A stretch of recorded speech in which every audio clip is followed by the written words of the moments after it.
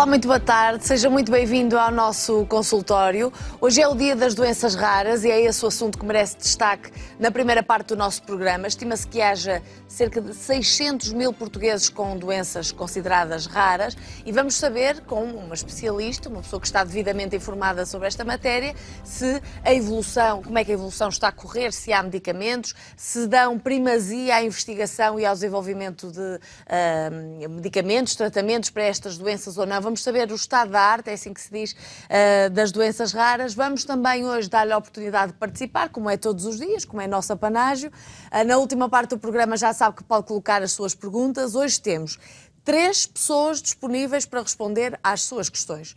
Uma médica de família, um enfermeiro e um assistente social. Portanto, nós vamos estar a falar de cuidados continuados. E há cuidados continuados que, a propósito de um programa que se chama SNS Mais Proximidade, Sistema Nacional de Saúde com mais proximidade da população, é possível hoje em dia as pessoas beneficiarem de alguns cuidados continuados em casa, ao domicílio. Isso já é possível em alguns sítios, em bastantes sítios até, e portanto vamos estar a falar de cuidados continuados. De qualquer forma, consegue compreender que é uma mais-valia termos um leque com enfermeira, assistente social e médico de família ao dispor. Há muitas questões que pode colocar, até eu diria de âmbito bastante geral. Portanto, se tiver dúvidas sobre a sua saúde, alguma coisa que o atormenta, aproveite para ligar 225 083 204, 225 083 204. Se por algum motivo não dá jeito, telefone, envie e-mail que nós estamos também bastante atentos. Portanto, consultório@portocanal.pt tem 2 formas, já sabe, é assim todos os dias, de chegar até nós. Hoje eu relembro um médico de medicina geral e familiar, enfermeiro e assistente social. Os 3, em conjunto ou individualmente, disponíveis para responder às suas questões. Para já, vamos então dar destaque ao Dia das Doenças Raras e temos uma pequena apresentação para si, para que possa perceber o impacto das doenças raras, nomeadamente no nosso país, no mundo e no nosso país. Estamos naquela altura, a altura rara. A altura de se juntar a nós e de mostrar o seu lado raro. De mostrar que se quer envolver. Raro são mais de 300 milhões de pessoas. 6.000 doenças diferentes. Todas as idades, cores, géneros e nacionalidades. Parece que raro não é assim tão raro. Está na altura de mudar. Vamos a isso. Dê um sinal. Um sinal que não deixe dúvidas. Vamos lutar. Vamos estar na crista da onda. Está na altura de mudar. Na altura de não desistir. Com a sua ajuda, podemos melhorar o apoio à investigação. Junte-se ao sempre crescente movimento das doenças raras. Show Your Rare. Apoie as doenças raras. Mostre-o. Saiba tudo em doençasraras.org. E aqui um anúncio bem apelativo para que não fique ninguém indiferente. Apesar de serem doenças raras, basta uma pessoa ser afetada por elas para que já valha a pena dar destaque a este assunto. Hoje a minha convidada já cá passou por outros motivos, falamos de AVC dessa vez. Hoje fala de doenças raras, é a doutora Teresa Cardoso. Muito boa tarde, doutora. Está bem disposta? Bem disposta, obrigada. E vem como representante da Sociedade Portuguesa de Medicina Interna e o Núcleo de Estudos de Doenças Raras. Portanto, doenças raras é o quê? São doenças sempre graves? Há muitas pessoas afetadas em Portugal, no mundo? Vamos fazer uma ligeira introdução a este tema, doutora. As doenças raras são doenças pouco frequentes. A nível europeu, afetam um indivíduo em 2000. Em 2000, sim. Em 2000. A maior parte das doenças raras são hereditárias, cerca de 80%. E podem afetar desde a criança, desde o recém-nascido até à idade adulta.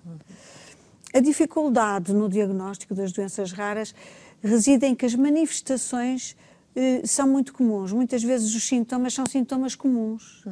E é uma agregação de sintomas e um conjunto que pode levar a pensar num diagnóstico raro. Pois. Portanto, há pessoas que podem andar anos... E podem ser só diagnosticadas numa fase tardia, Okay. na fase adulta.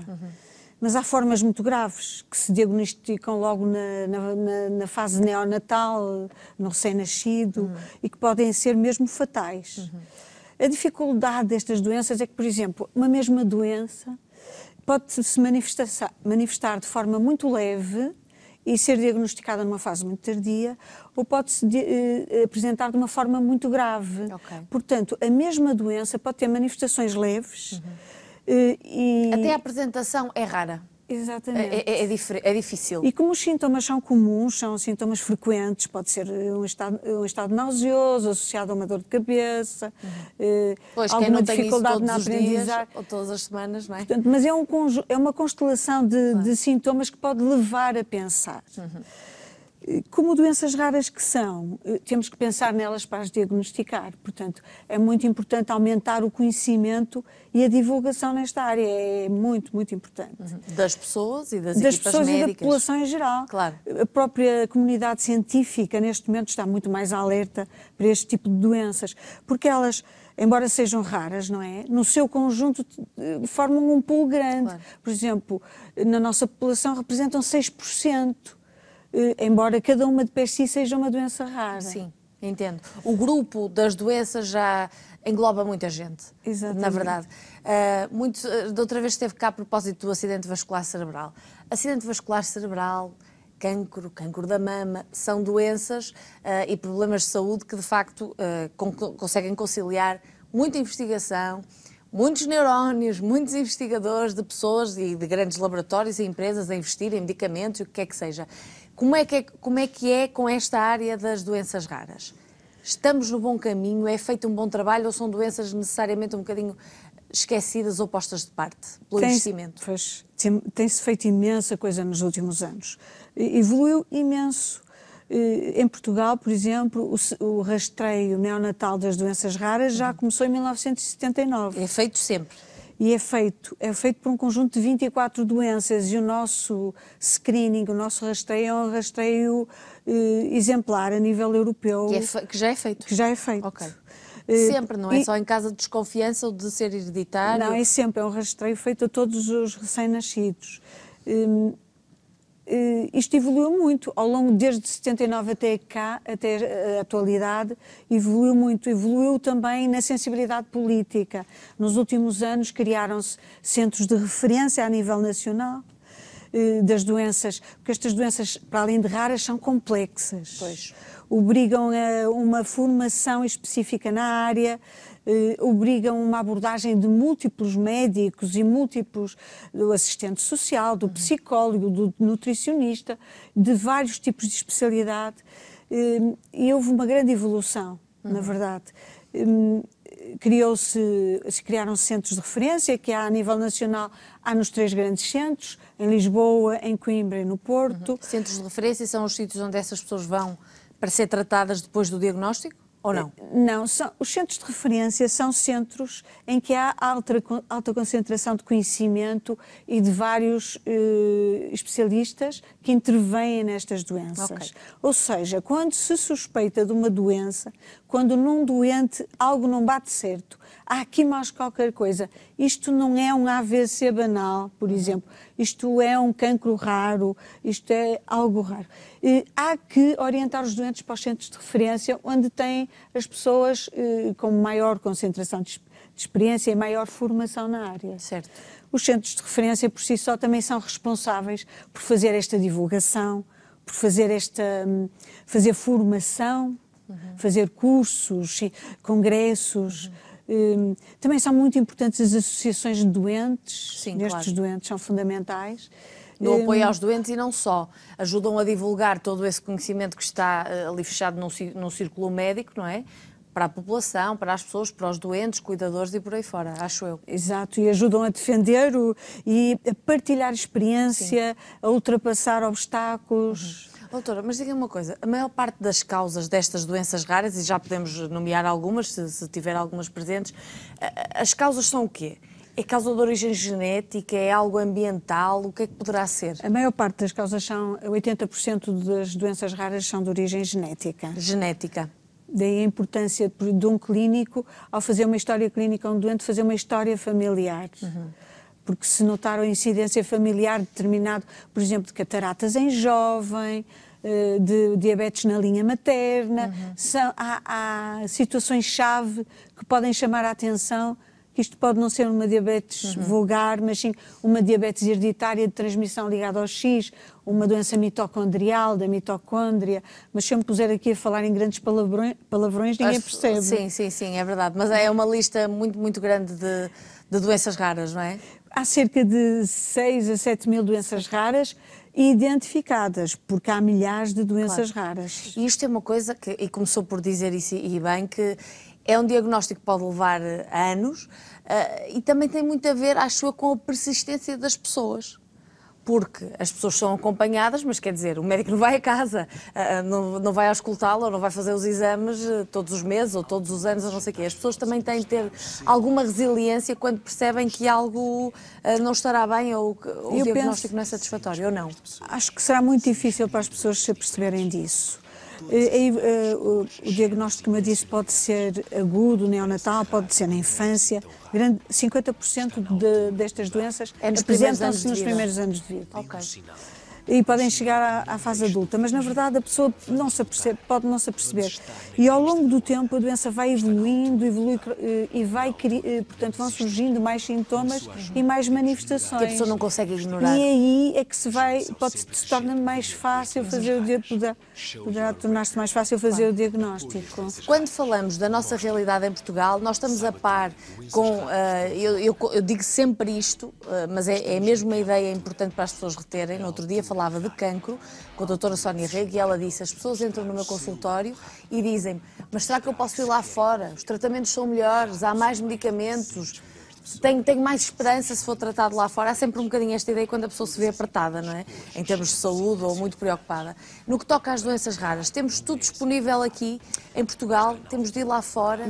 Não temos de ir lá fora. Estamos comparáveis a nível europeu. Temos centros de referência que se criaram nos últimos 5 anos.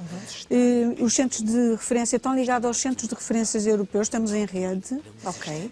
Temos os medicamentos órfãos, que são aprovados pela EMA a nível europeu. É claro que cada país vai fazer a sua aprovação a nível nacional e a nível interno, e aqui há alguma heterogeneidade. Eu estou-me a referir a medicamentos órfãos, que é uma das partes complicadas no tratamento destas doenças, porque toda uma investigação que é feita para uma determinada doença, com todos os custos, não vai ter o benefício, o retrocesso na sua aplicação, porque é aplicada em meia dúzia de doentes. Por isso se chamam medicamentos órfãos.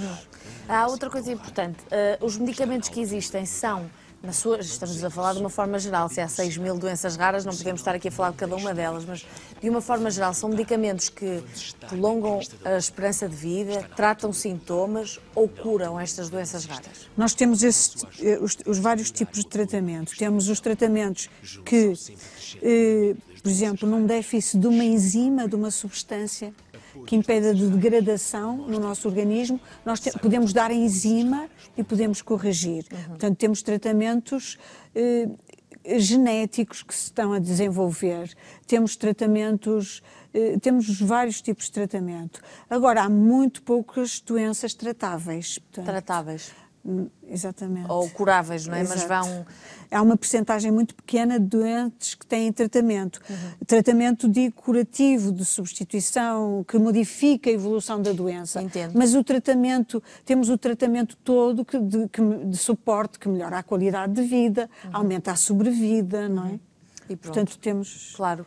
E temos o cartão de doença rara, que gostaria de falar. Sim. Todos os doentes, foi criado pela Direção-Geral de Saúde o cartão de doença rara, que permite que um doente com uma patologia específica e complexa seja rapidamente identificado, que o técnico de saúde se aperceba logo qual é o problema que se passa com aquele doente e tenha as medidas de intervenção imediatas numa urgência, quando vê um doente. Isso é uma coisa importante. Isso, claro, é uma coisa muito importante. É quase como uma bandeira para alguém que chega a um sítio qualquer, sei lá, como é que se diz? Não é um hospital, os centros mais... Chega a um centro de saúde, chega a um hospital, um centro de cuidados continuados, o que for, é sinal que trabalha tudo em rede, não é? Está tudo pronto, quer onde ele vá, com esse cartão identificam-no e conseguem identificam a sua patologia. Exatamente. E sabem as medidas imediatas a tomar. Sim, isso é muito importante. Há outra coisa importante aqui, que é o porquê de ser a medicina interna a especialidade mais adequada para falar sobre este assunto. Certamente depois não serão os únicos a tratar os doentes, não é? Quer a medicina interna, quer a pediatria, são especialidades core, do núcleo duro do tratamento destes doentes, porque são especialidades, nomeadamente a medicina interna, que faz uma abordagem holística do doente, vê o doente no seu todo. E como estas doenças têm múltiplas manifestações de vários órgãos e sistemas, o médico que vai fazer uma abordagem global e que o vê no seu todo tem uma muito maior probabilidade de fazer o diagnóstico. E, portanto, são os internistas que têm formação específica atualmente nesta área e, por isso, temos um núcleo de doenças raras na Sociedade Portuguesa de Medicina Interna, que faz todos os anos um congresso e que faz formação, faz... Nesta área tudo é importante, desde as sociedades científicas, aos núcleos de estudo das sociedades, às associações de doentes, à vontade política de mudar as coisas, porque neste momento há vontade política, uma enorme vontade política e uma sensibilização, há uma estratégia integrada para as doenças raras. Isso é bom. Porque é um outrora, se calhar, podiam ser coisas menos prioritárias para serem tratadas. Se fôssemos para o ano 2000, isto tudo já não havia... Não era prioritário. Nada prioritário. Hoje em dia estamos no bom caminho. Aquilo que sai dos vossos congressos, doutora, dos vossos encontros, dos sítios onde vocês investigam mais estas coisas a fundo, é o quê? Estamos a caminhar para diagnóstico mais rápido. Quando todos os médicos e as equipas se juntam, onde querem chegar? Diagnósticos mais rápidos?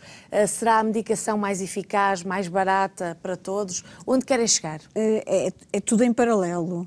Portanto, há investigação no diagnóstico e há investigação no tratamento.